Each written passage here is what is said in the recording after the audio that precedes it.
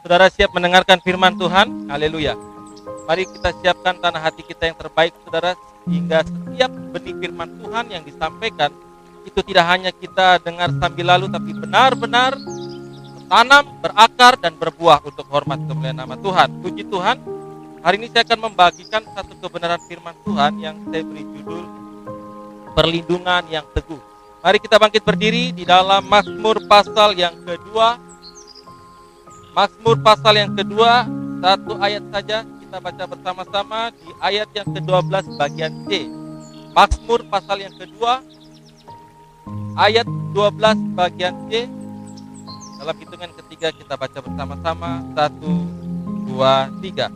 Berbahagialah semua orang yang berlindung padanya. Puji Tuhan, silakan duduk. Berbahagialah semua orang yang berlindung padanya. Namun saudara, supaya kita dapat memahami konteks dan latar belakang dari ayat ini, saya akan bacakan dari ayat yang pertama sampai ayat yang ke-12. Mazmur pasal 2 ayat yang pertama.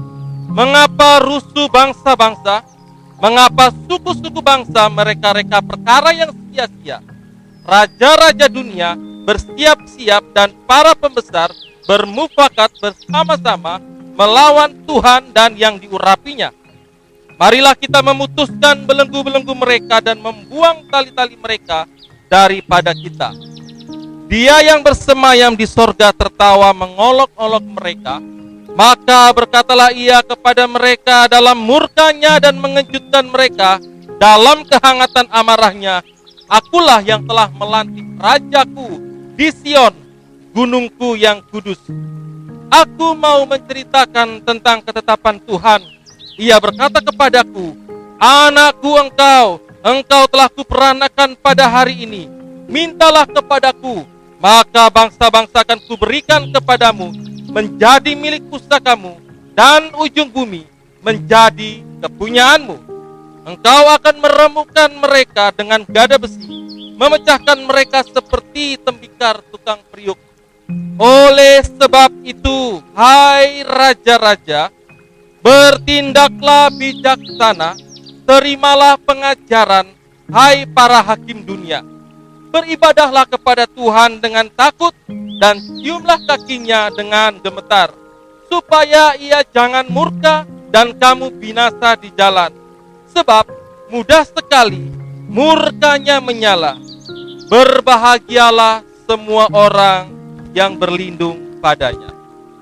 Saudara yang terkasih di dalam Tuhan, di dalam 2 Timotius pasal 3 ayat 1, di sana dikatakan bahwa di masa-masa yang terakhir itu, saudara, akan datang masa yang sukar. Amin. Jika 2000 tahun yang lalu dikatakan bahwa masa yang akan datang adalah masa yang sukar, maka masa depan bagi masa lalu adalah masa kini bagi saudara dan saya. Amin. Sekali lagi, masa depan bagi mereka yang hidup di masa lalu adalah masa kini bagi saudara dan saya. Jika masa lalu dikatakan bahwa masa depan akan datang masa yang sukar, maka hari ini saudara, seharusnya kita katakan bahwa masa kini kita sedang mengalami masa-masa yang sukar. Amin. Kita sedang mengalami masa-masa yang sukar, kita sedang ada di tengah-tengah masa yang sukar. Dan itu terjadi secara global, dimanapun manusia berada, ada namanya masa yang sukar. Itulah sebabnya saudara, di hari-hari terakhir ini ada begitu banyak orang mencari kebahagiaannya saudara, tapi tanpa keterlibatan Allah di dalamnya. Setiap orang ingin bahagia. Kalau kita tanya setiap orang, apa yang ingin menjadi keinginanmu? Selalu jawabannya, saya ingin bahagia. Saya ingin bahagia hidup di dunia ini. Namun saudara, sayangnya banyak orang ingin bahagia, tapi tanpa melibatkan Allah di dalamnya. Ada banyak orang yang memuaskan segala hawa nafsunya untuk supaya bahagia. Ada orang yang ingin menikmati dosa, bergelimpangan dengan dosa saudara, hanya untuk menemukan suatu kebahagiaan di dalam dunia ini. Tetapi apa daya saudara? Sedalam-dalamnya manusia mencari kebahagiaan di dalam ketenangannya. Ketika dia menelisik ke dalam hatinya yang paling terdalam, yang dia jumpai hanyalah kehampaan, yang dia jumpai hanyalah kekosongan, yang dijumpai adalah kesia-siaan. Jika mereka mencari kebahagiaan tanpa Allah. Amin. Mengapa demikian saudara? Karena saudara dan saya sebagai manusia diciptakan oleh Allah dan untuk Allah. Amin. Tanpa kita menemukan tujuan ini, saudara, sudah dipastikan bahwa manusia tidak dapat menemukan kebahagiaan sejati. Sekalipun dengan bergelimpangan harta, sekalipun dengan posisi dan jabatan yang begitu tinggi, tetapi pada dasarnya manusia tidak dapat bahagia jika hidup tanpa Allah. Dan untuk menemukan kebahagiaan itu, saudara, mereka berusaha membangun perlindungan bagi dirinya. Supaya apa, saudara? Supaya aman. Seringkali manusia berlindung pada segala sesuatu yang bukan Tuhan. Mereka berusaha melindungi dirinya dengan kekuatan, dengan keamanan, dengan menimbun segala harta, dengan menimbun harta, dengan mencapai suatu posisi-posisi tertentu untuk bisa mempengaruhi orang lain, dan mereka merasa aman dengan semuanya itu. Tapi percayalah, saudara, segala sesuatu perlindungan di luar Tuhan, semuanya sifatnya itu rapuh. Amin. Semua itu sifatnya rapuh dan sangat rentan. Sekaya-kayanya manusia, setinggi-tingginya jabatannya, setenar-tenarnya dia, saudara. Tapi jika manusia itu tidak berlindung di dalam Tuhan, maka perlindungan itu sangat rapuh. Harta yang banyak bisa hilang dalam sekejap. Kesehatan yang prima dapat hilang dalam sekejap. Bahkan saat ini kita katakan orang ini hidup, belum tentu besok. Itulah sebabnya, saudara, kebahagiaan sejati, perlindungan yang sejati hanya didapat di dalam Tuhan. Di luar itu, saudara, maka kita tidak bisa menemukan kebahagiaan dan perlindungan. Dan hal ini, saudara, sangat berhubungan di dalam Yeremia pasal 17 ayat 5-8. Saya akan bacakan bagi saudara. Yeremia pasal 17 ayat 5-8. Beginilah firman Tuhan, terkutuklah orang yang mengandalkan manusia, yang mengandalkan kekuatannya sendiri dan yang hatinya menjauh daripada Tuhan. Ia akan seperti semak bulus di padang belantara. Ia tidak akan mengalami datangnya keadaan baik. Ia akan tinggal di tanah angus di padang gurun, di negeri padang asin yang tidak berpenduduk. Diberkatilah orang yang mengandalkan Tuhan, yang menaruh harapannya pada Tuhan. Ia akan seperti pohon yang ditanam di tepi air, yang merambatkan akar-akarnya ke tepi batang air, dan yang tidak mengalami datangnya panas terik, yang daunnya tetap hijau, yang tidak khawatir dalam tahun kering, dan yang tidak berhenti menghasilkan buah. Amin. Saudara, musim-musim boleh berganti. Ada kalanya kita mengalami musim hujan, ada kalanya mengalami musim kering, ada kalanya kita mengalami musim menanam, musim panen, dan bahkan ada juga kita akan mengalami yang namanya musim gagal panen, saudara. Tetapi janji firman Tuhan, barang siapa orang yang mengandalkan akan Tuhan, sekalipun berganti-gantinya musim, saudara, firman Tuhan katakan bahwa orang itu akan tetap menghasilkan buah. Amin. Saudara, ini adalah suatu hal yang luar biasa. Orang-orang dunia ketika mengalami pergumulan yang berat, ketika mengalami situasi yang sulit, mereka akan meninggalkan Tuhan. Mereka akan mengandalkan kekuatannya sendiri, yang justru akan menyeret mereka kepada kebinasaan. Namun bagi saudara dan saya, dalam segala musim kehidupan kita, ada suka dan duka, ada sehat dan sakit, ada bahagia dan sedih. Namun saudara dan saya yang tinggal di dalam Tuhan, yang berlindung kepada Tuhan, menemukan kebahagiaan sejati yang sesungguhnya yang tidak dapat kita peroleh dari dunia ini, dari siapapun dan oleh apapun selain hanya di dalam Tuhan. Dan itu membuat saudara dan saya menghasilkan buah. Saudara, perhatikan bahwa kebahagiaan sejati hanya ditemukan ketika saudara dan saya berlindung di dalam Allah, bukan dari Allah. Sekali lagi, saudara perhatikan baik-baik ini, karena ada perbedaan besar di dalamnya. Kebahagiaan sejati hanya ditemukan ketika kita berlindung di dalam Allah, bukan dari Allah. Saudara, kalau saudara berlindung di dalam Allah, saudara menghadapi setan apapun, saudara, mau setan pangkatnya paling rendah, tuyul kah apakah, kuntilanak atau apakah, saudara, setan apapun sampai pangkat yang paling tinggi, saudara, kalau saudara berlindung di dalam Allah, saudara tengking dalam nama Yesus, setan itu akan lari. Amin. Saudara katakan, enyahlah iblis, dia akan enyah, saudara. Tetapi kalau saudara dan saya berlindung dari Allah, siapa yang mau melindungi kita? Siapa yang mau melepaskan kita? Amin. Tidak ada satupun kuasa yang lebih besar dari hebat dan lebih hebat dan dahsyat daripada Tuhan. Amin. Dan itu sekarang yang banyak terjadi. Banyak orang-orang tidak berlindung dalam Allah, tetapi justru berlindung dari Allah. Mereka pikir mereka bisa menyelamatkan dirinya dari murka Allah. Tidak ada satupun manusia yang bisa meloloskan diri dari murka Allah. Di dalam Wahyu pasal 6 ayat 15 sampai 16 saya bacakan saudara. Ini yang terjadi bagi mereka yang berlindung dari Allah. Dan raja-raja di bumi dan pembesar-pembesar serta perwira-perwira dan orang-orang kaya serta orang-orang berkuasa dan semua budak serta seorang merdeka bersembunyi di dalam gua-gua dan celah-celah batu karang di gunung. Dan mereka berkata kepada gunung-gunung dan kepada batu-batu karang itu, runtuhlah menimpa kami dan sembunyikanlah kami terhadap Dia yang duduk di atas tahta dan terhadap murka anak domba. Saudara, itulah yang terjadi saat ini. Ketika 2000 tahun yang lalu kitab Wahyu ini ditulis, saudara, kita mungkin kurang mengerti, tetapi saat ini sedang terjadi bahwa banyak orang-orang kaya saat ini sedang membangun banker-banker di dalam tanah, di celah-celah gunung. Sehingga apa yang terjadi, saudara, ketika nanti terjadi krisis, ketika nanti terjadi kedatangan Tuhan yang kedua kali, mereka akan berteriak untuk sembunyikanlah kami. Karena apa, saudara? Karena ketakutannya dari murka anak domba. Pada akhirnya dunia akan mengalami yang namanya murka Allah, di mana Allah datang dengan hukumannya. Allah datang menghukum dosa. Namun bagi saudara dan saya yang mulai sejak saat ini berlindung dalam Allah, kita akan menikmati yang namanya ketenangan yang sejati. Kita akan menikmati kesejahteraan, bahkan kebahagiaan yang sejati. Amin. Saudara, hal ini saya sampaikan bukan berarti saya juga sudah sempurna. Namun kita semua ada di dalam perjalanan yang sama. Amin. Kita semua ada di dalam jalan yang sama untuk menikmati perlindungan, untuk menikmati kebahagiaan yang sejati di dalam Tuhan ketika kita berlindung dalam Tuhan. Itulah sebabnya mari kita belajar. Saya pun belajar. Kita sama-sama belajar prinsip-prinsip berlindung di dalam Tuhan. Di mana kita belajar dari kitab Mazmur ini, saudara.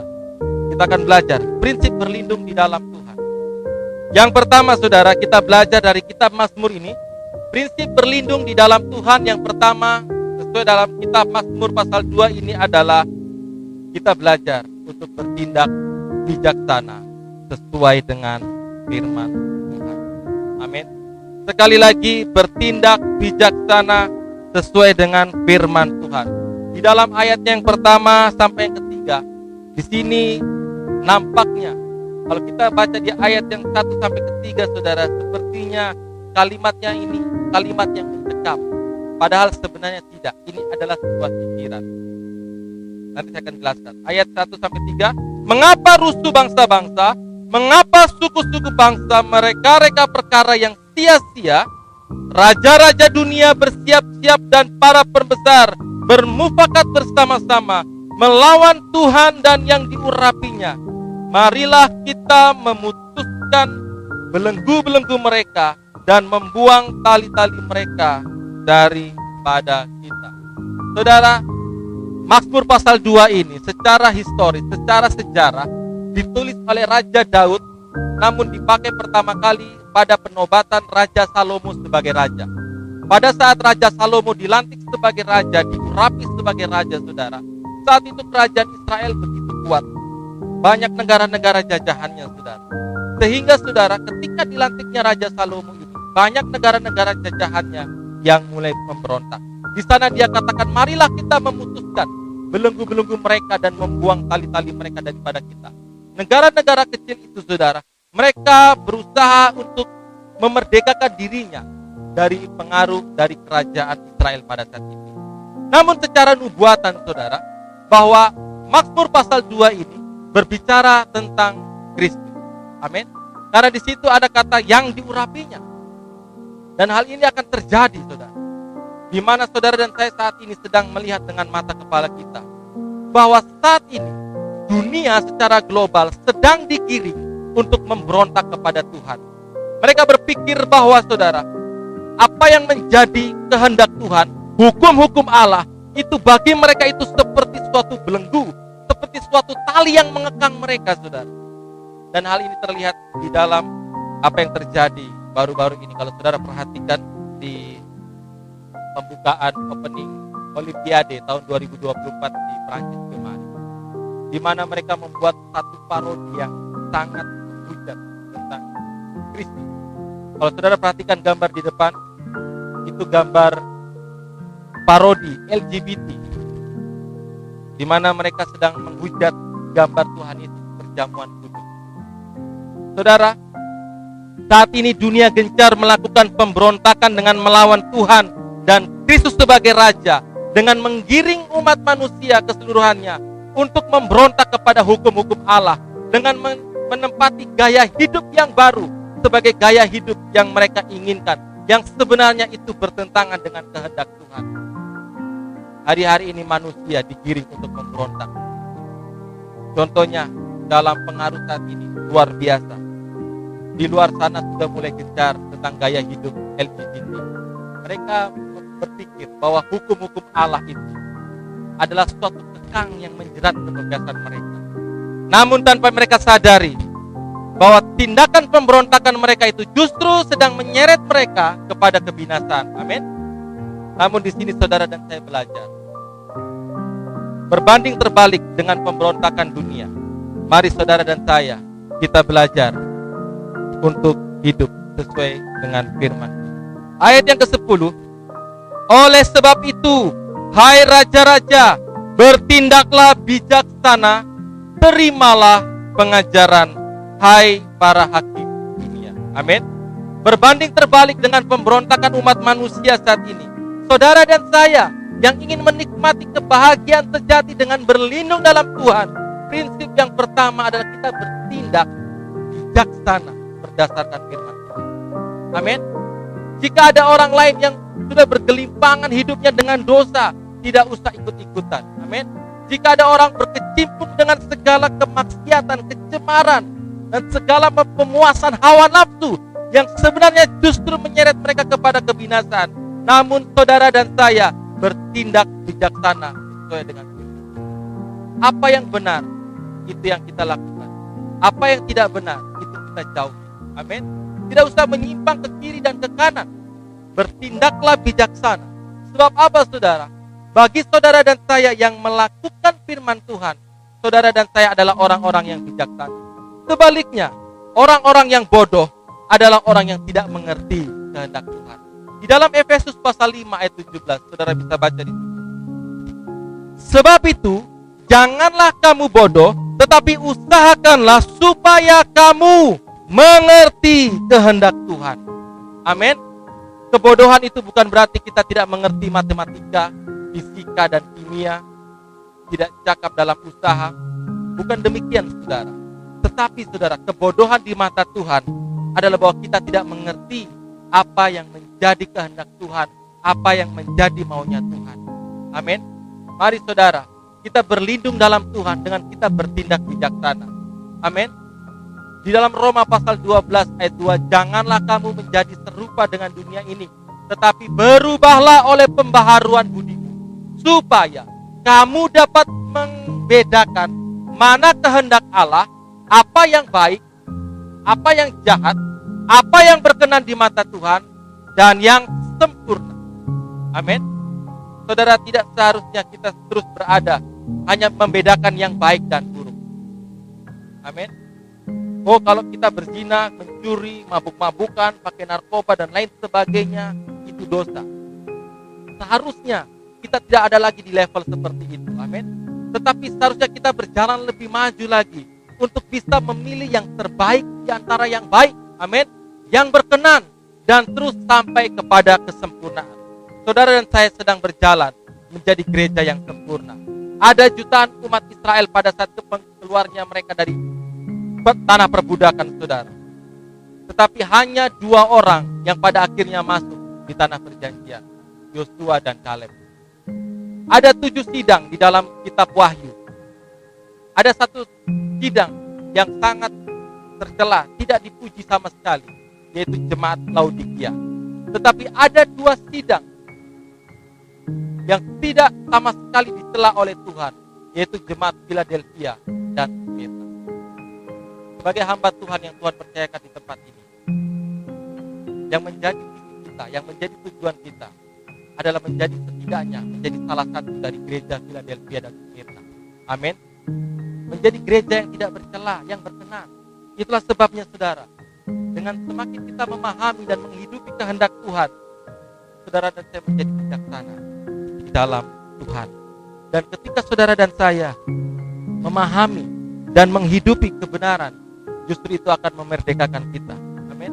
Justru dengan memahami dan menghidupi kebenaran akan memerdekakan kita. Di dalam Yohanes pasal 8 ayat 32. Dan kamu akan mengetahui kebenaran, dan kebenaran itu akan memerdekakan kamu. Amin. Apa yang nampak menjadi kebebasan bagi orang-orang dunia yang menikmati dosa, yang hidup dalam dosa, justru itu adalah perbudakan. Amin. Kalau orang-orang dunia terserah mereka kawin cerai, saudara, mau punya istri 4, mau punya istri 3, bagi mereka itu adalah kebebasan. Tapi bagi saudara dan saya, justru apa yang nampaknya kebebasan bagi mereka, justru itu adalah perbudakan yang sebenarnya menyeret mereka kepada kebinasaan. Amin. Tetapi justru ketika saudara dan saya hidup di dalam hukum-hukumnya Allah, yang terus hidup sesuai dengan kehendak Tuhan, mungkin bagi mereka itu adalah suatu kekang, tetapi justru itu adalah suatu kemerdekaan. Amin. Di mana saudara dan saya yang sebenarnya tidak mampu mengampuni, dimampukan untuk mengampuni. Karena saudara dan saya telah terlebih dahulu diampuni. Amin.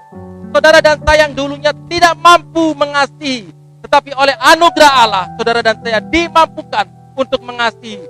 Karena sebelumnya saudara dan saya sudah dikasihi. Jika dahulunya kita tidak mampu memberkati, saudara dan saya akhirnya dimampukan untuk memberkati. Karena sebelumnya saudara dan saya sudah diberkati oleh Allah. Amin. Dengan kita memahami kebenaran, justru akan memerdekakan saudara dan saya, di mana hal itu membuat saudara dan saya berlindung di dalam Tuhan, bertindak bijaksana di dalam Tuhan. Yang kedua saudara, prinsip berlindung di dalam Tuhan yang kedua adalah saudara dan saya beribadah dengan sikap melayani. Sekali lagi, beribadah dengan sikap melayani. Di nats pembacaan kita dalam Mazmur pasal 2 itu saudara, ayat 11 bagian A. Beribadahlah kepada Tuhan dengan takut. Di dalam terjemahan firman Allah yang hidup, di sana dikatakan, layanilah Tuhan dengan takut dan hormat. Amin. Jika saudara dan saya ingin menikmati kebahagiaan yang sesungguhnya, adalah dengan kita berlindung di dalam Tuhan. Dan prinsip yang kedua adalah kita beribadah dengan takut dan hormat. Amin. Disinilah saudara dan saya mungkin apa yang kita lakukan hari ini. Bagi orang dunia di luar sana yang tidak percaya kepada Tuhan, mungkin apa yang mereka lihat, apa yang kita lakukan saat ini adalah membuang-buang waktu. Untuk apa hari Minggu beribadah? Atau 2 jam bisa mengerjakan sesuatu yang mungkin lebih bisa menghasilkan. Untuk apa ibadah? Apalagi yang rumahnya jauh-jauh. Untuk apa jauh-jauh datang ke gereja ibadah? Namun bagi saudara dan saya yang beribadah dengan sikap melayani hari ini, adalah wujud dan bentuk dari saudara dan saya berlindung di dalam Tuhan. Amin. Berlindung di dalam Tuhan di tengah masa-masa yang sukar ini.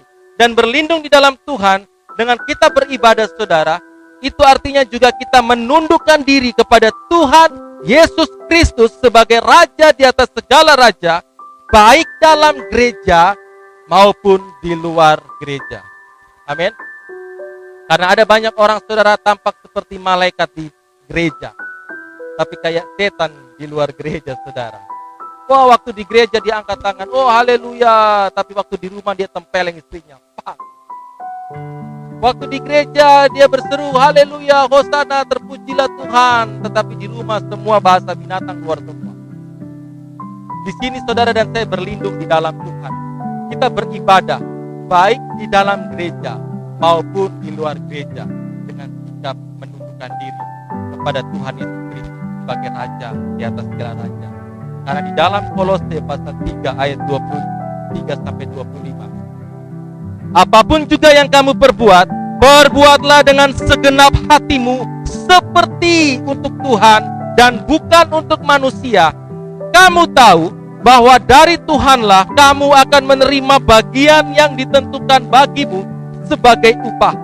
Kristus adalah Tuhan dan kamu hambanya. Barang siapa berbuat kesalahan, ia akan menanggung kesalahannya itu, karena Tuhan tidak memandang orang. Amin.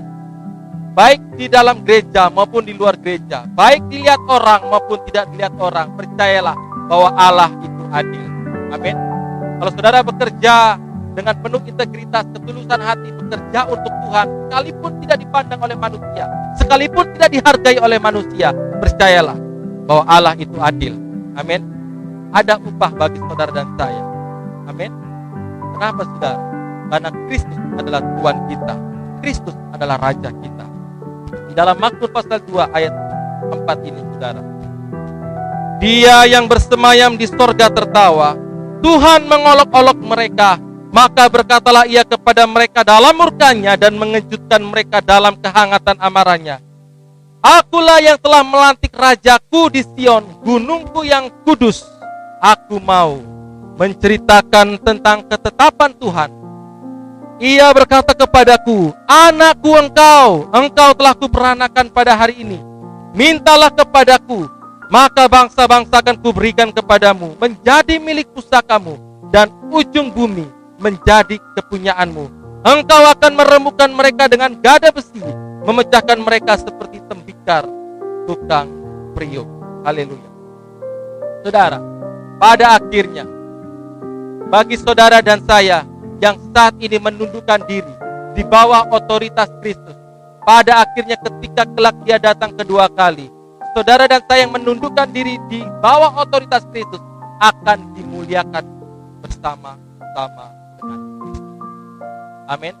Namun bagi orang-orang yang menegakkan dirinya di hadapan Kristus, pada akhirnya mereka akan dipatahkan oleh kemuliaan Tuhan. Amin.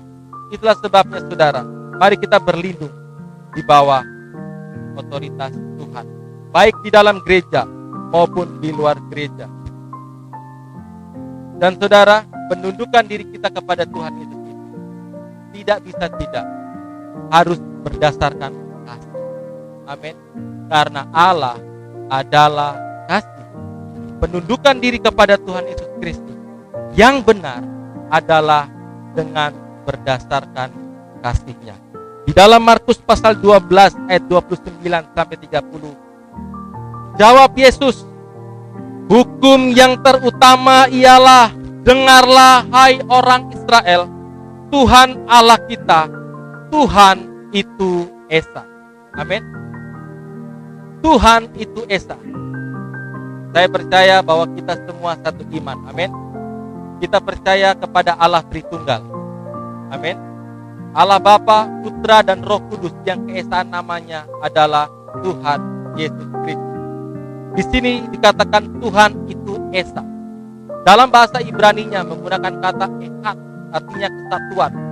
Tapi, saudara, kenapa tidak tunggal? Kalau dalam bahasa Ibraninya tunggal itu menggunakan kata Yahid. Tapi di sini menggunakan kata Echad.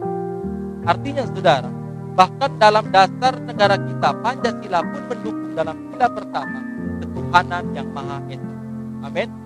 Dengan demikian, kita menyembah kepada Allah yang benar, Allah yang sesungguhnya, Allah Tritunggal, Allah Bapa, Putra, dan Roh Kudus di dalam nama Tuhan Yesus Kristus. Kita menyembah satu Allah, bukan satu pribadi. Satu Allah yang hadir dalam tiga pribadi. Tiga pribadi itu bukan tiga Allah, tetapi hanya satu Allah. Amin.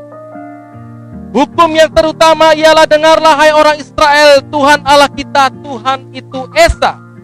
Kasihilah Tuhan Allahmu dengan segenap hatimu, dan dengan segenap jiwamu, dan dengan segenap akal budimu, dan dengan segenap kekuatanmu. Dan hukum yang kedua ialah, kasihilah sesamamu manusia seperti dirimu sendiri. Tidak ada hukum lain yang lebih utama daripada kedua hukum ini. Dengan demikian saudara, penundukan diri kita kepada Tuhan yang berdasarkan kasih, kita mengasihi Tuhan dan kita mengasihi sesama kita. Amin. Tidak bisa tidak. Orang yang berlindung kepada Tuhan pada akhirnya beribadah dengan sikap melayani karena kita mengasihi Tuhan dan mengasihi sesama. Kita mengasihi karena telah terlebih dahulu saudara dan saya dikasihi oleh Allah. Amin. Dengan demikian saudara, kesimpulan dari poin kedua ini adalah beribadah dengan sikap melayani adalah kita memiliki mentalitas memberi.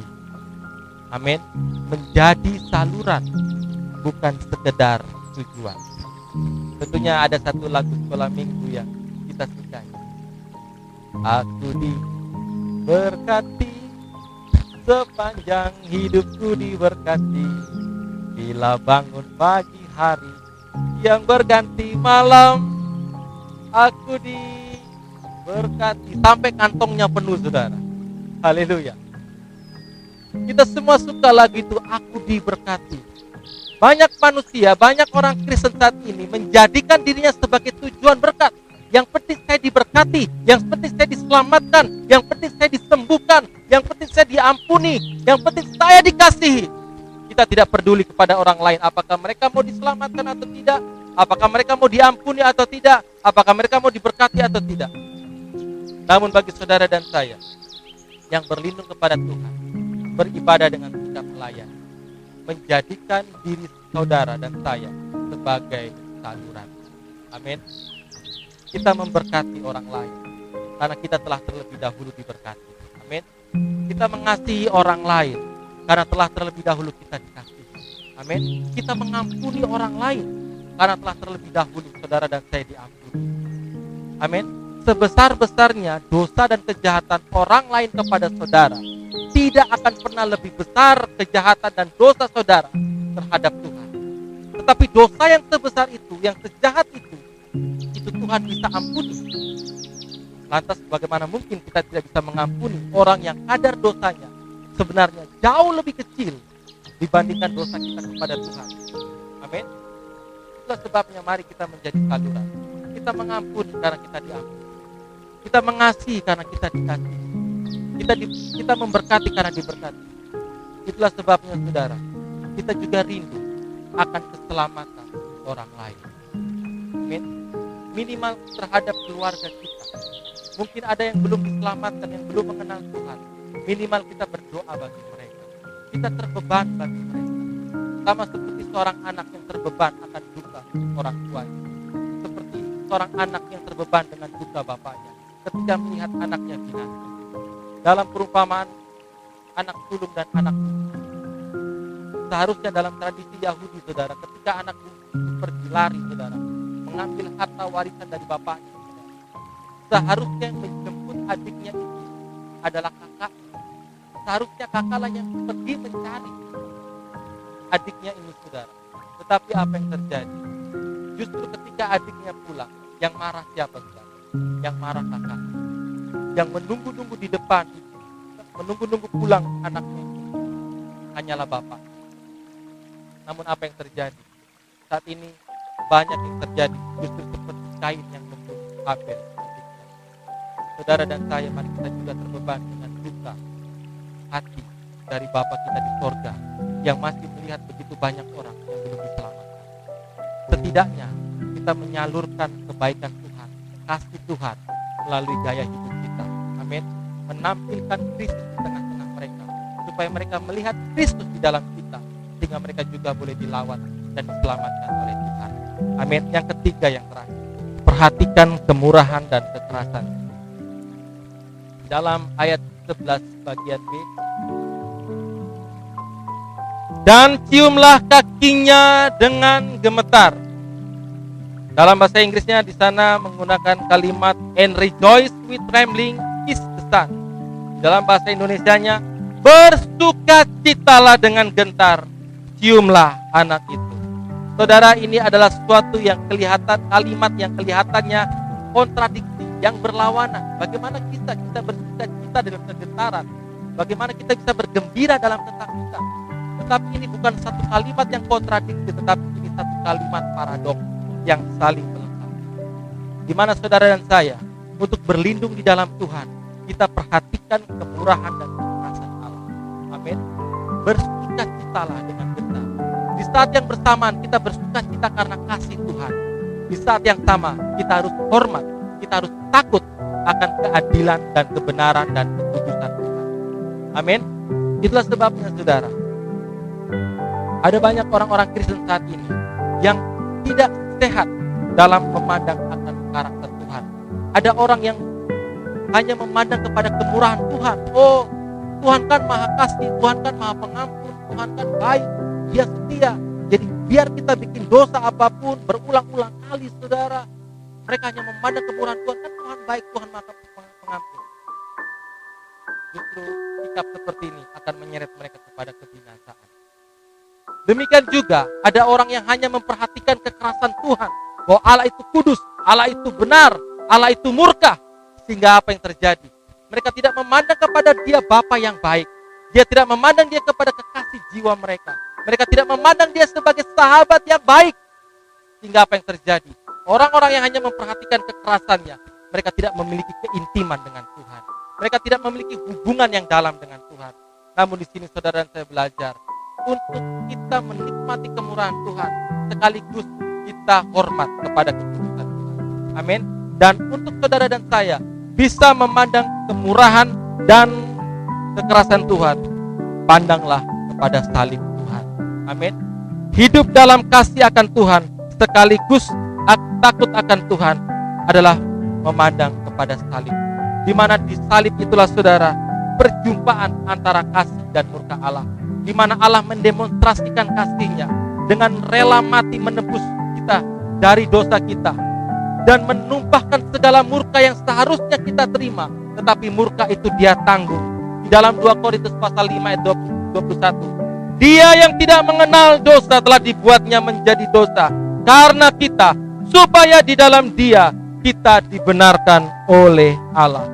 Di dalam Roma pasal 11 ayat 12, sebab itu perhatikanlah kemurahan Allah dan juga kekerasannya, yaitu kekerasan atas orang-orang yang telah jatuh. Tetapi atas kamu kemurahannya, yaitu jika kamu tetap dalam kemurahannya, jika tidak kamu pun akan dipotong juga. Sebagai kesimpulan dari poin ketiga ini saudara, kita berlindung dalam Tuhan dengan memandang kepada kasih dan kemurahannya adalah kita senantiasa hidup di dalam pertobatan. Amin. Hidup dalam pertobatan itu dikerjakan setiap hari. Hidup dengan menerima kasih karunia Tuhan dan menjalani kebenarannya. Amin. Di sini saudara dan saya tidak ada satupun yang sempurna. Kita semua saudara, kalau batu besar dan batu kecil dilempar ke air, itu sama-sama tenggelam. Kita semua adalah orang-orang yang menerima kasih karunia Allah. Amin. Tetapi kasih karunia Allah bukan untuk dipermainkan. Tetapi kasih karunia Allah adalah untuk kita menerima, supaya memampukan saudara dan saya hidup dalam kebenaran. Di dalam Yohanes 14 ayat 6 katakan, Akulah jalan dan kebenaran dan hidup. Tidak ada seorang pun yang dapat datang kepada Bapa kalau tidak melalui aku. Di dalam Yohanes pasal 1 ayat 14, Firman itu telah menjadi manusia dan diam di antara kita, dan kita telah melihat kemuliaannya, yaitu kemuliaan yang diberikan kepadanya sebagai anak tunggal Bapa, penuh kasih karunia dan kebenaran. Dalam Mazmur pasal 32 ayat 1 dan 2, dari Daud nyanyian pengajaran, berbahagialah orang yang diampuni pelanggarannya, yang dosanya ditutupi. Berbahagialah manusia yang kesalahannya tidak diperhitungkan Tuhan, dan yang tidak berjiwa penipu. Amin. Sama seperti yang apa Tuhan Yesus katakan kepada perempuan yang kedapatan berzina. Ketika dia mau dilempari batu, tetapi dia katakan, barang siapa yang tidak pernah berbuat dosa, hendaklah dia yang pertama melemparkan batu. Tetapi tidak ada satupun yang melemparkan batu. Dan Tuhan Yesus mengatakan, aku tidak menghukum kau, pergilah dan jangan berbuat dosa lagi. Amin. Apakah perempuan itu yang diampuni ketika dia ampuni dari berbuat zina? Ketika dia pulang dia ampuni, lalu dia pulang mencari pria yang di mana dia berzina dengannya? Tentu saja tidak. Amin. Dia hidup dalam pertobatan, dia hidup dalam kekudusan, dia hidup di dalam kebenaran. Itulah sebabnya saudara, mari kita tutup kita. Kita belajar hari ini sesuatu yang sangat penting. Kita berada di tengah-tengah masa yang sukar. yang semakin hari tidak akan semakin baik, tetapi akan semakin rusak dan semakin hancur. Menuju penggenapan firman Tuhan, menjelang kedatangan Tuhan yang kedua kali, dunia akan semakin rusak, dunia akan semakin hancur. Namun bagi saudara dan saya yang berlindung di dalam Tuhan, dengan bertindak bijaksana sesuai firman, beribadah dengan sikap melayani, dengan memperhatikan kemurahan dan kekerasannya, hidup dalam pertobatan, sekalipun keadaan semakin mencekam dan seluruh kekuatan neraka mau menghancurkan saudara dan saya, percayalah, selama kita berlindung dalam Allah, saudara dan saya sedang menikmati kemenangan Tuhan. Amin. Di ayat yang 1-3 seolah-olah mencekam, tetapi justru di ayat 4 sampai seterusnya, di sana sebenarnya suasananya tidak demikian. Tidak ada satupun yang dapat membandingi kuasa Tuhan. Sekalipun seluruh dunia memberontak kepada Tuhan, namun saudara dan saya yang berlindung dalam Tuhan, kita tetap aman, menikmati damai sejahtera, menikmati ketenangan, bahkan kebahagiaan yang sejati, yang tidak bisa kita dapatkan dari apapun dan siapapun dan oleh apapun di dunia ini, selain hanya di dalam Tuhan Yesus Kristus. Selamat menikmati dan menjalani kebenaran ini, dan percayalah saudara pasti menikmati